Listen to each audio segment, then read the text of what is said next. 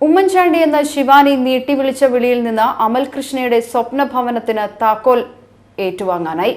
നന്മ പറ്റാത്ത കുറെ പേരുടെ കാരുണ്യം കൊണ്ട് ഉമ്മൻചാണ്ടി തുടങ്ങിവെച്ച അമൽകൃഷ്ണയുടെ വീട് പണി 6 മാസ കാലയളവിലാണ് യാഥാർത്ഥ്യമാക്കിയത്. ഉമ്മൻചാണ്ടി എന്ന് ശിവാനി നീട്ടിവിളിച്ചത് അമൽകൃഷ്ണയുടെ നിറമങ്ങിയ സ്വപ്നങ്ങളിലേക്കായിരുന്നു. സഹപാഠിക്ക് വീടില്ലെന്ന യാഥാർത്ഥ്യം തിരിച്ചറിഞ്ഞ ആ നിഷ്കളങ്ക ബാല്യം കനിവ് തേടിയത് അന്ന് മുഖ്യമന്ത്രിയായിരുന്ന ഉമ്മൻചാണ്ടിയോട്.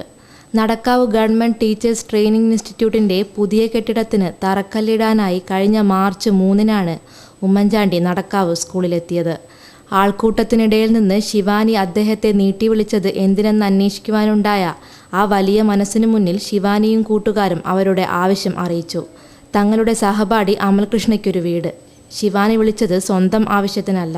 ആ 2ാം ക്ലാസ്സുകാരി സഹപാഠിക്കൊരു തണൽ നൽകാൻ ആവശ്യപ്പെട്ടപ്പോൾ അദ്ദേഹത്തിന് നിരസിക്കാൻ കഴിഞ്ഞില്ല. അധ്യാപകരോട് കാര്യങ്ങൾ തിരക്കി ആ വേദിയിൽ നിന്ന് തന്നെ അമൽകൃഷ്ണയുടെ വീട് പണി തുടങ്ങുവാൻ പറയുകയും 3 ലക്ഷം രൂപ പ്രഖ്യാപിക്കുകയും ചെയ്തത് കേരളം മുഴുവൻ ഉറ്റുനോക്കിയിരുന്നു.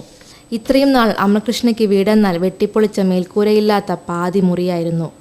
ഹൃദ്രോഗികളായ അച്ഛനും അമ്മയും മാത്രമുള്ള ഒരു കുടുംബത്തിനൊരിക്കലും സ്വപ്നം പോലും കാണാൻ കഴിയാത്ത ഒരു അപൂർവ നിമിഷത്തിനാണ് കേരളം ഇന്ന് സാക്ഷിയായത്.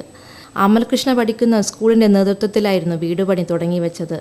നന്മ പറ്റാത്ത കുറേയധികം പേരുടെ സംഭാവനയും മുഖ്യമന്ത്രിയുടെ 3 ലക്ഷവും എല്ലാം കൂടെയായപ്പോൾ 12 ലക്ഷം രൂപയോളം വീടു നിർമ്മാണത്തിൻ്റെ ആദ്യഘട്ടത്തിൽ ലഭിച്ചു.